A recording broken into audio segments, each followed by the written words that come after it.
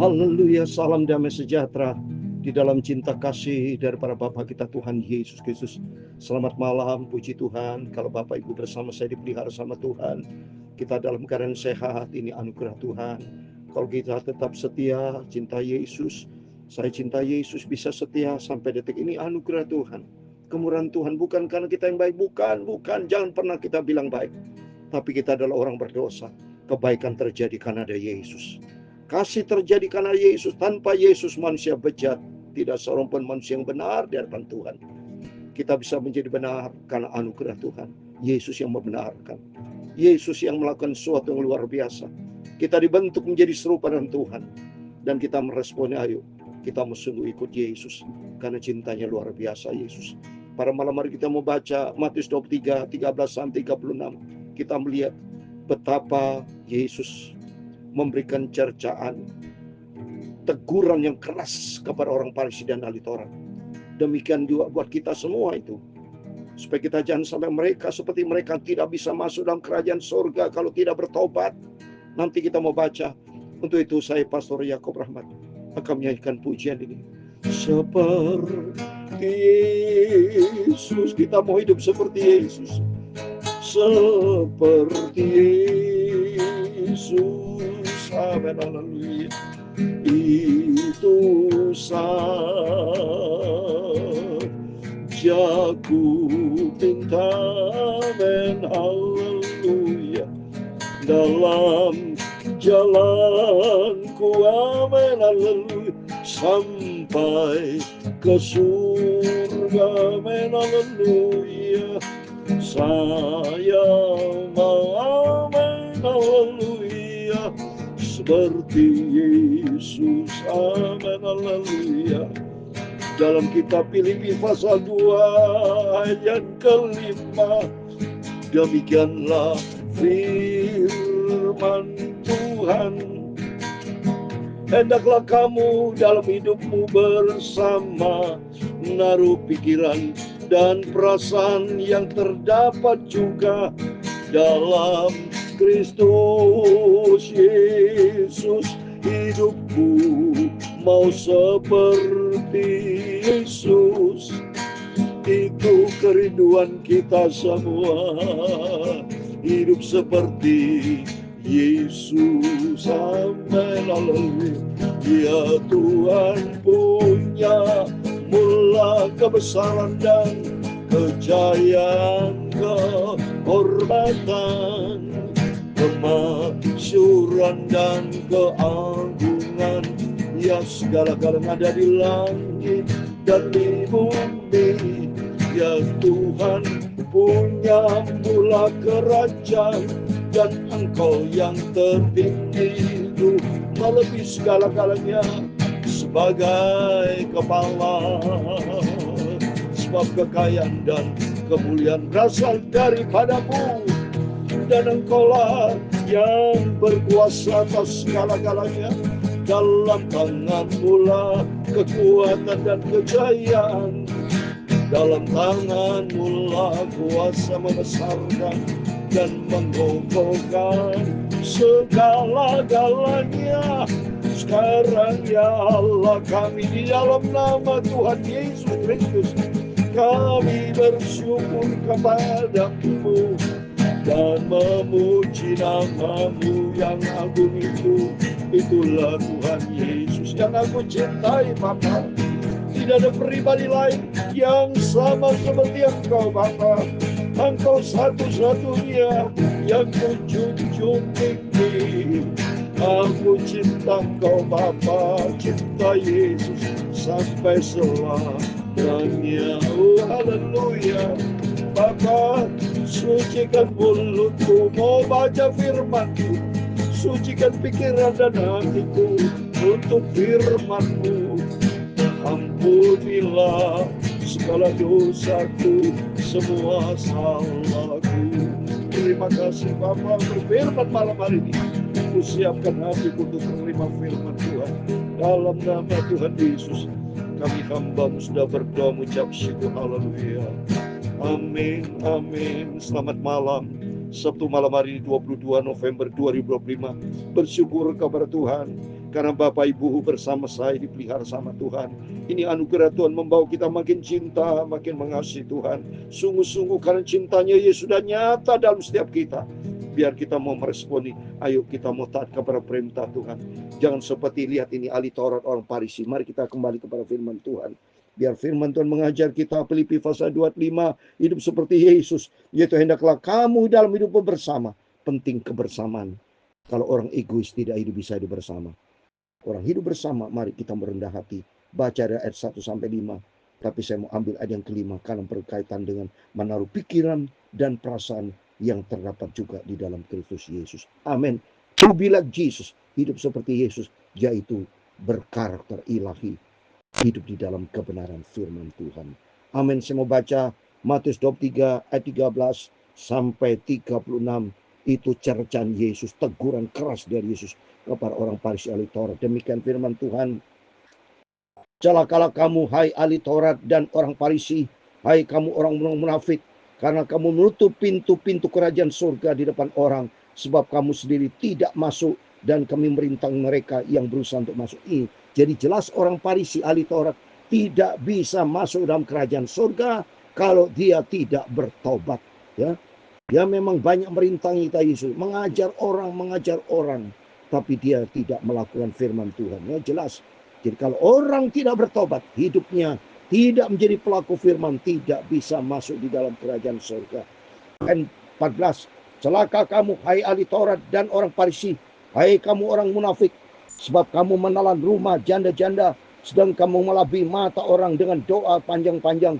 Sebab kamu pasti akan menerima hukuman yang lebih berat. Hukum yang lebih berat. Tipe orang munafik seperti ahli Taurat, orang Farisi. Ini cercaan Yesus. Dengar baik-baik ya. Ini semua cercaan Yesus. Teguran keras Yesus kepada orang Farisi. Ayat 15. Demikian firman Tuhan. Celakalah kamu, hai ahli Taurat dan orang Farisi. Hai kamu orang-orang munafik.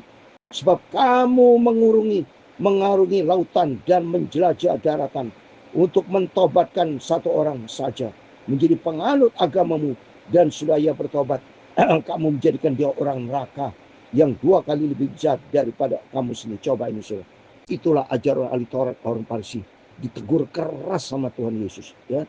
Ini teguran juga buat kita. Banyak orang Kristen termasuk pendeta juga seperti ini, pandai mengajar tapi tidak menjadi pelaku firman Tuhan. Kita takut sama Tuhan, jangan seperti ini. Celaka kamu, hai pemimpin-pemimpin buta.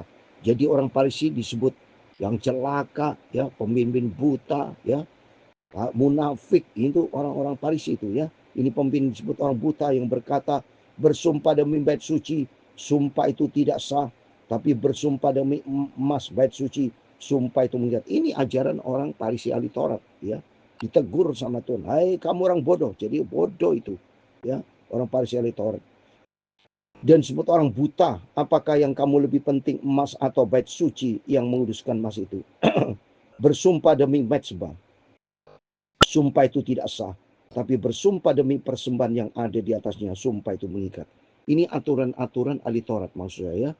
Jadi kalau ahli Taurat, orang Farisi itu kalau dia bersumpah demi mezbah, sumpah itu tidak sah, karena bersumpah demi persembahan yang ada di atasnya, sumpah itu mengikat. Itu ajaran mereka. Lihat ini, ajar Yesus terus ditegur sama Tuhan. Hai kamu orang buta, apakah yang lebih penting persembahan atau mezbah yang menguduskan persembahan itu? Karena itu, barang siapa bersumpah demi mezbah, ia bersumpah demi mezbah dan juga demi segala sesuatu yang terletak di atasnya.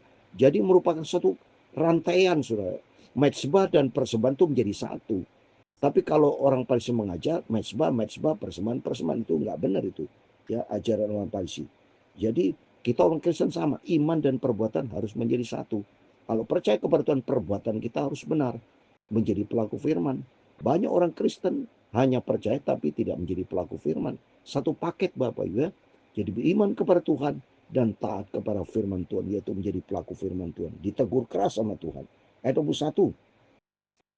Barang siapa bersumpah demi bait suci, ia bersumpah demi bait suci dan juga demi dia yang dia. Nah, ini bersumpahkan suatu kesatuan, ya. Terus ayat 22. Dan barang siapa bersumpah demi surga, bersumpah demi tahta Allah dan juga demi Dia yang bersemayam di atasnya. Celaka kamu ahli Taurat dan orang Farisi, hai kamu orang-orang munafik, sebab persepuluhan dari Selasi atau manis dan jintan kamu bayar. Tapi yang terpenting dalam hukum Taurat kamu abaikan, itu keadilan dan belas kasihan dan kesetiaan. Yang satu harus dilakukan dan yang lain jangan diabaikan. Jadi ajaran Yesus semua dilakukan, termasuk Yesus menyebut perpuluhan. Jadi orang ahli Taurat lakukan perpuluhan Farisi, itu berarti memang perpuluhan itu sah, legal, ya. Jadi Yesus itu bilang yang satu dilakukan dan yang lain jangan diabaikan, berarti kesimpulan perpuluhan harus dilakukan, saudara, ya. Jadi ada hamba Tuhan mengajar perpuluhan tidak perlu ngawur, itu salah itu. Ini firman Allah sudah jelas. Jangan merubah firman, saudara. Ya, pendeta hamba Tuhan itu orang berdosa. Ya, ikuti firman. Firman Allah bukan diperdebatkan, ya, tetapi firman Allah diimani dan dilakukan, ya. Jadi saya tidak sependapat, ya, kalau ada hamba Tuhan mengajar itu berarti mengajar di luar firman. Jangan mengajar sok pintar, sok jagoan, tapi belajar kita rendah hati, ikuti firman Tuhan, menjadi hamba Tuhan yang manis, mengajar yang benar, ya. Jangan sampai seperti orang Farisi ini, ya, hanya pintar berteori tapi tidak melakukannya. Berarti kalau mengajar tidak boleh perpuluhan, berarti dia melakukan, dia melanggar firman Tuhan. Enggak ada itu ayatnya, tunjukkan ayat yang jangan melakukan perpuluhan. Tidak ada, saya tidak pernah sebagai hamba Tuhan. Saya sudah melayani Tuhan 64 tahun, saya melayani pekerjaan Tuhan. Tapi saya ikuti firman Tuhan dari 66 kitab, 39 perjanjian lama, kitab 27 kitab perjanjian baru. Ya, ada 1189 pasal, ada 31.171 ayat. Semua kita ikuti, dan intinya Markus 12 30 31. Intinya secara vertikal kita mencintai Tuhan, horizontal kita melakukannya. Vertikal, horizontal, lengkap, saudara, ya. Tapi kalau orang Farisi tidak melakukannya, orang Farisi ahli Taurat hanya pandai berbicara, pandai mengajar, tapi tidak melakukan firman Tuhan, ya. Seperti di dalam Matius 23 ayat yang ketiga, sebetulnya turutilah dan lakukan segala sesuatu yang mereka ajarkan. Nah ini, yang kalau ajaran bagus, tetapi janganlah kamu turuti perbuatan-perbuatan mereka, karena mereka mengajar tetapi tidak melakukannya. Nah, itu mari kita semua para hamba Tuhan, anak Tuhan, pandai mengajar tapi juga melakukannya. Kita menjadi pelaku firman Tuhan. Ayat 24, hai kamu pemimpin buta, nyamuk kamu tapiskan dari dalam minumanmu, tapi unta yang di dalamnya kamu telan. Ya, jadi itu artinya yang kecil kamu, tapi yang gede ada persoalan yang besar diabaikan, ya. Celakalah kamu, hai ahli Taurat dan orang-orang Farisi, hai kamu orang munafik, sebab cawan dan pinggan kamu bersihkan sebelah luarnya, tapi sebelah dalamnya penuh rampasan dan kerakusan. Wow, jadi Tuhan lihat hati. Ya, kita Kristen lihat hati, jangan hanya luarnya saja, tapi hatinya kebusukan. Lihat ini, bicara hati. Ayat 26, hai orang Farisi yang buta, bersihkan lalu sebelah dalam cawan itu, maka sebelah luarnya juga akan bersih. Sebelah dalam apa itu? Hati harus bersih. Celaka kamu ahli Taurat dan orang Farisi, hai orang-orang munafik, sebab kamu sama seperti kuburan yang dilabur putih, yang sebelah luarnya memang bersih tampaknya, tapi yang sebelah dalamnya penuh tulang belulang dan berbagai jenis. Wah, mantap, saudara, ya, teguran keras sekali para orang Farisi, ya, supaya mereka bertobat. Tujuan Tuhan supaya mereka bertobat sungguh-sungguh, supaya diselamatkan. Itu maunya Tuhan. Lebih bagus ditegur keras daripada enggak teguran di binasa. Tegur keras supaya bertobat, supaya diselamatkan. Demikian buat kita. Teguran keras firman Allah sampaikan supaya kita bertobat. Mendidik anak itu harus juga dengan keras, tegas, tapi bukan main pukul-pukul, tidak. Sesuai dengan firman Tuhan, supaya bertobat, ya. Demikian juga kamu sebelah luar, kamu tampaknya benar di mata orang, tapi sebelah dalam kamu penuh kemunafikan dan kedurjanaan. Coba ini, orang Kristen, jangan, ini teguran buat kita semua. Jangan sampai disebut Kristen, tapi jangan sampai Kristen tanpa pertobatan, ya. Terus ada 9, celaka kamu hai Taurat dan orang Farisi, hai kamu orang munafik, sebab kamu membangun makam nabi-nabi, memperindah tugu orang-orang saleh, dan berkata, jika kamu hidup di zaman nenek moyang kita, tentulah kami tidak ikut dengan mereka dalam pembunuhan nabi-nabi itu. Tapi dengan demikian kamu bersaksi terhadap diri kamu sendiri bahwa kamu adalah keturunan pembunuh nabi-nabi. Oh, pembunuh nabi-nabi. Siapa sudah zaman lalu pembunuh nabi-nabi? Di dalam Alkitab, kalau kita baca dalam 1 Raja pasal 18 ayat 4, Izebel, Raja Ahab, dan banyak sekali, saudara, ya. Mereka seperti Raja Manasye, banyak contoh-contoh di dalam Alkitab. Pembunuh-pembunuh, ya. Raja Yoas membunuh banyak nabi-nabi, ya. Sakaria pernah dibunuh. Jadi zaman waktu itu banyak contoh, saudara, ya. yang membunuh para nabi-nabi, ya dibunuh. Ya, waktu kita baca di 1 Raja pasal 18 ayat 4, saya mau baca ya. 1 Raja pasal 18 4 itu tertulis saudara ya. 1 Raja pasal 18 ayat 4 dikatakan demikian. Karena pada waktu Sebel melenyapkan nabi-nabi Tuhan, Obadya mengambil 100 orang nabi lalu menyembunyikan mereka 50 sekelompok dalam gua dan mengurus makanan dan minum. Coba mereka Isabel ya, Raja Ahab membunuh nabi-nabi itu. Jahat mereka itu. Ya, mereka keturunannya. Demikian kehidupan kita. Jangan keturunan mereka-mereka. Tapi kita, saya katakan dalam pujian, kita keturunan ilahi, ada benih ilahi. Seperti Yesus. Karakter Kristus ada di dalam kehidupan kita. Ayat 32. Jadi penuhilah juga takaran nenek moyangmu. Hai kamu ular, hai kamu keturunan beludak, bagaimana mungkin kamu dapat meluputkan diri dari hukuman neraka? Jelas saudara. Mereka kalau tidak bertobat sampai keturunan disebut keturunan orang beludak bisa masuk neraka. Waduh, ini jelas Yesus. Udah jelas sekali. Seperti lihatlah aku mengutus kepadamu nabi-nabi, orang-orang bijaksana dan ahli Taurat. Separuh di antara mereka akan kamu bunuh dan kamu salibkan. Yang lain akan kamu sesat di rumah-rumah ibadatmu dan kamu aniaya dari kota ke kota. Ya, Yesus sendiri nanti akan disalib oleh ahli Taurat, orang Farisi jahat mereka itu. Supaya kamu menanggung akibat penumpahan darah orang yang tidak bersalah. Mulai dari Habel orang benar itu sampai kepada Zakaria anak Beria yang kamu bunuh di antara tempat kudus dan mezbah. Tadi yang Zakaria yang saya sebut tadi itu ya. Ayat 36 terakhir. Aku berkata kepadamu, sesungguhnya semua ini akan ditanggung angkatan ini. Amin. Demikian firman Tuhan. Biar Roh Kudus tuntun kita supaya kita melangkah hidup berkarakter Kristus. Mari melalui firman Tuhan pada malam ini luar biasa. Teguran keras Yesus kepada ahli Taurat orang Farisi. Sama gambarannya buat setiap kita orang Kristen saat ini. Jangan hidup seperti mereka. Tapi yang penting inti dari ajaran Yesus supaya teori dan praktek harus sama. Apa yang kita sampaikan seperti saya sampaikan, kehidupan saya juga harus benar. Saya harus menjadi pelaku-pelaku firman Tuhan. Semuanya kita harus lakukan perintah Tuhan. Hidup seperti Yesus. Penuh dengan kerendahan hati. Ada 5 karakter yang sudah saya sampaikan. Seperti karakter Yesus. Yang pertama, mari kita memiliki hukum kasih. Karakter kasih. Kasih kepada Tuhan vertikal. Kasih kepada sama horizontal. Kedua, milikilah sifat taat, jangan sombong. Ya, taat menjadi pelaku firman. Dan ketiga, milikilah sifat rendah hati. Jangan tinggi hati, tapi rendah hati. Yang keempat, miliki sifat setia. Seperti Yesus setia. Dan yang kelima, hiduplah di dalam kebenaran firman Tuhan yang dipimpin Roh Kudus. Sehingga di hidup kita, hidup di dalam kekudusan seperti Yesus. Amin. Seperti Yesus. Amin. Haleluya. Seperti Yesus. Amin. Haleluya. Itu sajaku kita, amin, haleluya. Dalam jalanku setiap langkah kita mau hidup seperti Tuhan Yesus. Saya mau seperti Yesus. Amin, haleluya.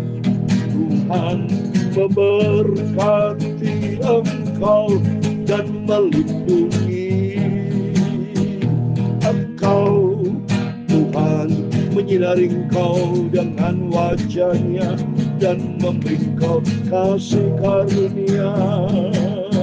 Tuhan menghadapkan wajahnya kepadamu dan memberi engkau damai sejahtera. Bapa kami yang di surga, dikuduskan namamu, datanglah kerajaanmu, jadilah kehendak-Mu di bumi seperti di surga. Berikanlah kami pada hari ini makanan kami yang secukupnya, dan ampunilah kami akan kesalahan kami, seperti kami juga mengampuni orang bersalah kepada kami.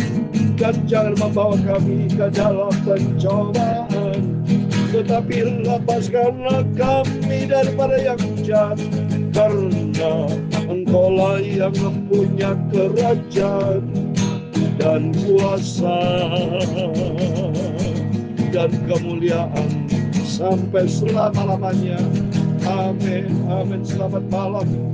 Sebelum berbaring tidur, Bapak Ibu, kita mau berjaga dan berdoa. Hidup di dalam doa dan penuh firman Allah. Mari melalui firman Tuhan malam hari ini, jadilah pelaku firman Tuhan. Itu penting. Karena keselamatan terjadi karena dua hal. Vertikalnya percaya kepada Tuhan. Horizontalnya kita menjadi pelaku firman. Taatilah semua perintah Tuhan. Hiduplah selaras dengan firman Tuhan. Saya sebagai hamba Tuhan selalu diproses sama Tuhan. Supaya dibentuk hari demi hari kita diperbarui. Hidup seperti Kristus. Amin. Tuhan memberkati kita semua. Iman. Amin. Puji Tuhan.